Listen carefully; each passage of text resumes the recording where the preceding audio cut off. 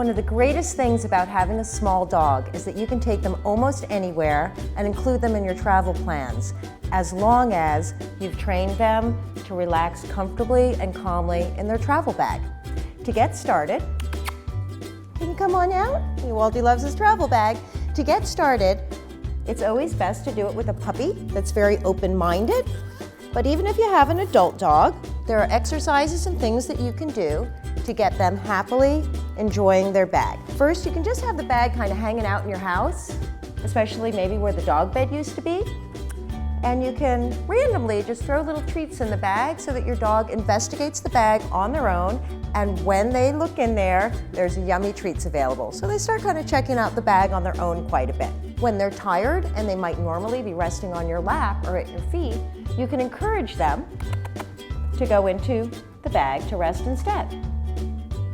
It's best not to squash your dog into the bag. Let them kind of make that decision themselves to get on in there. If you can be patient, it's worth the time to be patient.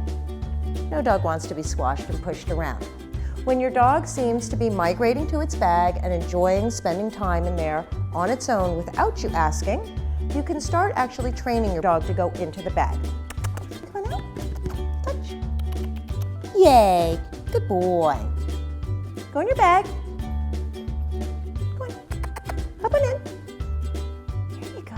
Can you get all the way in? What a good boy. So he's really cooperating and getting in his bag, that's great. And so I'm going to drop some treats down on the ground for him to encourage him to actually lay down and get him used to the idea of the flap being closed. When I zip this, I'm going to be very careful that I don't smush him physically with my hand. I want him to feel comfortable with going into the bag, and I'm going to make sure I don't zip up his hair. I'm also going to give him a little chew toy in here, and this way he has something to do in there to while away his time.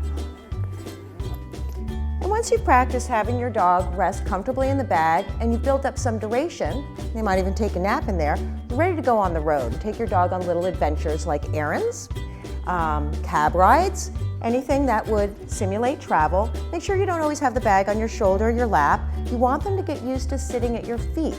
That is where they're going to have to be when they go on an airplane. When the final day comes and you're ready to take your trip, your dog will be ready to do that. Just think about making sure they're tired out so that they rest comfortably in their bag, and that you don't feed them any really large meals or lots of water before they get on the flight. That way they will rest more comfortably in their bag until they reach their final destination. It takes a little bit of work, but it's well worth it. I didn't know that I could love my little dog any more than I already do until I traveled with him. He's an excellent travel partner.